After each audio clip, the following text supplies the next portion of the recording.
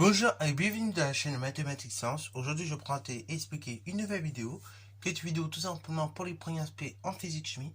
Et donc là, on va essayer de démarrer le chapitre tout doucement sur, donc on a dit la modélisation d'une transformation. Et donc, premier exercice, on va s'entraîner à écrire des équations d'oxydoréduction.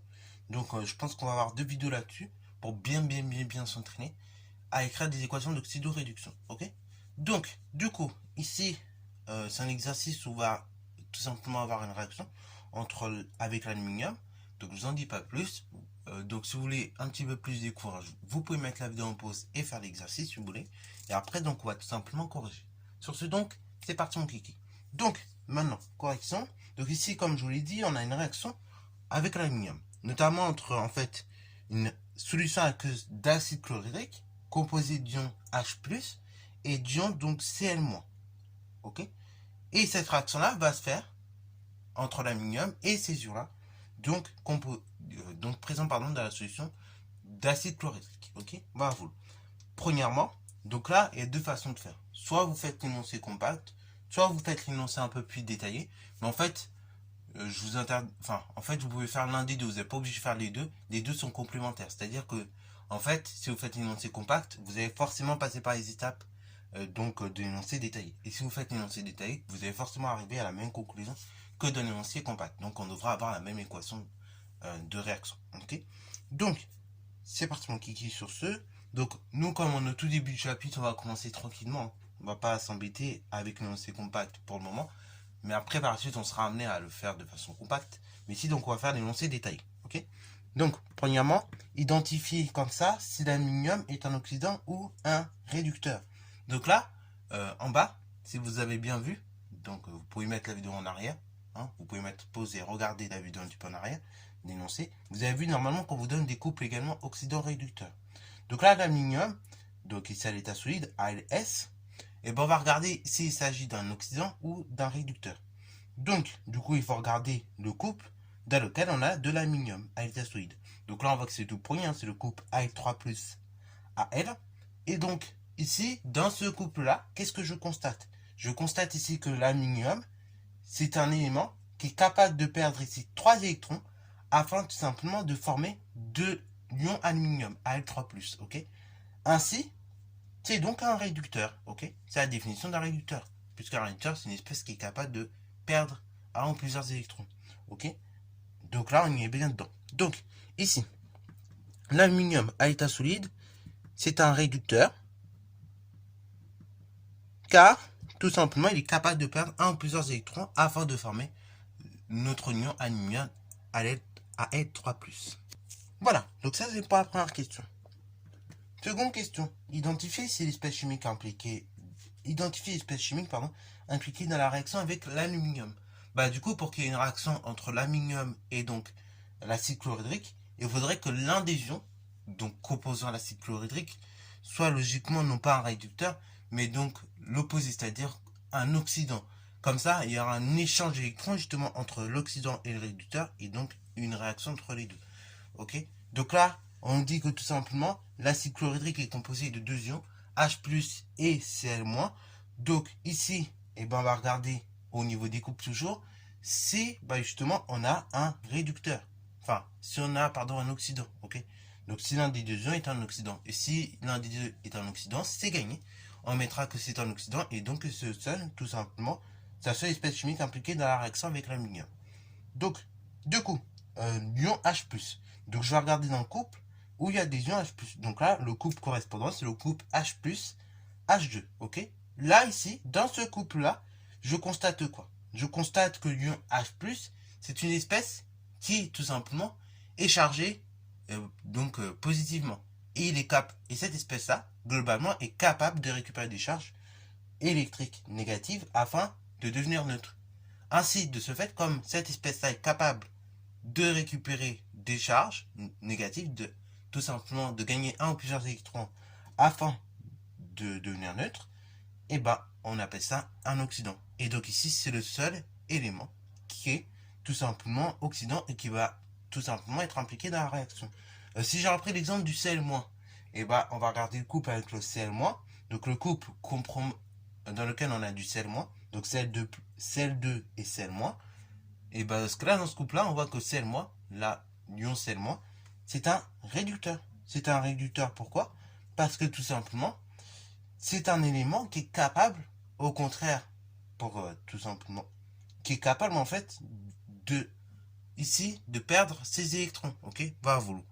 C'est une espèce capable de perdre ses électrons afin de devenir neutre, puisque là, on a des électrons en trop dans l'ion Cl-.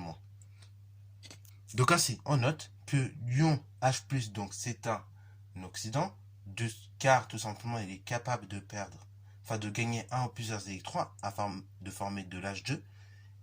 Et donc ainsi, c'est la seule espèce chimique impliquée dans la réaction avec l'aluminium. Ainsi, donc les ions Cl-, on peut dire comme ça, ce sont des ions spectatrices, ok? C'est-à-dire qu'elles sont présentes en même quantité au début et à la fin de la réaction. Donc en fait, c'est des ions qui ne participent pas à la réaction. Voilà. Donc, voilà la justification pour la seconde question. Maintenant, on passe à la troisième question. Donc là, pour chacun des couples, il s'agit d'établir les demi-équations électroniques. Ok. Donc, comme on a vu, on a donc deux couples. Hein. Donc, on peut les recopier tranquillement. Donc, c'est le couple Al3+ à l'état de solution aqueuse. Al à l'état solide. Et le second couple, donc ici, c'est le couple H+ en solution aqueuse. Donc H2 à l'état gazeux. Donc on va commencer par le premier couple. On va déterminer comme ça l'équation, la demi-équation électronique. Donc là, je vois que j'ai les mêmes nombres d'éléments. Ok, on va voir. J'ai un élément aluminium, un élément aluminium. Ok, dans le couple. Donc c'est parfait. Donc il n'y aura pas d'équilibre à faire. Deuxième chose, maintenant, vu qu'il n'y a pas d'équilibre à faire, j'identifie rapidement c'est quoi l'oxydant, parce que c'est lui que je vais mettre en premier. Donc l'oxydant, c'est l'espèce qui est capable de gagner des électrons, enfin de gagner un ou plusieurs électrons afin de former l'autre espèce du couple. Donc là, je vois que c'est l'aluminium Al3+, qui est capable de gagner des électrons afin de former l'aluminium donc neutre. Ok, Al3+, c'est un élément qui est chargé positivement. Il lui manque donc 3 électrons. Et en fait, il va gagner ces 3 électrons afin de devenir neutre. Ok, donc c'est parti mon kiki. On va donc mettre Al3+, l'oxydant, plus le nombre d'électrons échangés. Donc là, comme je viens de le dire, il y a 3 électrons en fait qui sont échangés, égale le réducteur. Donc Al à état solide. Ok, voilà vous. Alors pour la seconde demi-équation, là, dans un premier temps, il faut que j'équilibre. Parce que là, j'ai qu'un seul élément hydrogène et j'en ai deux ici. Donc, je vais mettre également deux éléments hydrogène. Donc, pour cette partie-là. Ok, donc ça fait 2H+. Et après, plus le nombre d'électrons échangés. Donc, ainsi, j'ai 2H+, c'est-à-dire j'ai deux éléments hydrogène chargés positivement. Donc, en fait, j'ai deux oxydants. Ok, bah vous. Donc, 2H+, il m'en faut combien pour arriver à H2, donc un élément neutre? Et ben, il faut que j'échange deux électrons. Donc, plus 2E moins égale le réducteur, c'est-à-dire le dihydrogène, ok, à état gazeux. Voilà vous. Donc, là, on peut mettre les états si on veut, on n'est pas obligé. Mais c'est toujours bien de les mettre. Voilà, comment on fait. Après, il y en a, ils ne mettent pas les états ici au niveau des demi-équations, il n'y a pas de solution, enfin, il n'y a pas de souci, pardon. Le tout, c'est de les mettre après la fin, ok. Alors, quatrième étape, il s'agit d'écrire l'équation de la réaction en combinant ces deux demi-équations électroniques qu'on vient de trouver. Donc, première étape, on a vu c'était quoi les couples mis en jeu. C'est bon. Deuxième étape, on a écrit nos demi-équations électroniques. Troisième étape, donc on va essayer, ok, les équations, nos demi-équations sont écrites. Maintenant, on va essayer même de les écrire dans le sens de la réaction. Donc, pour le couple Al3 plus aluminium, donc là, on voit c'est d'abord l'aluminium que présent, ok. Donc ainsi, on aura Al à état solide, qui va nous donner donc tout le reste. Donc Al3 plus en solution aqueuse, plus 3 électrons échangés. Après, pour les ions hydrogène, et ben là, je vois que j'ai tout simplement d'abord des ions H+, qui sont présents, ok, voilà, et après, par la suite, on va me donner des ions H2, ok. Donc, ce sont les ions H+, qui réagissent avec l'aluminium au départ. Donc, on va laisser la seconde demi-équation, par contre électronique, dans le sens qu'elle est.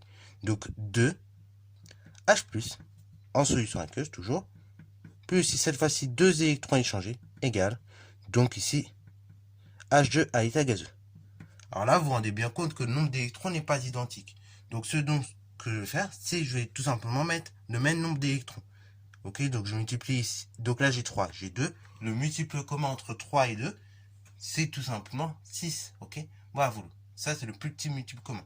Donc, on va multiplier ici par 2, ici par 3, afin tout simplement d'obtenir le même nombre d'électrons. Ainsi donc,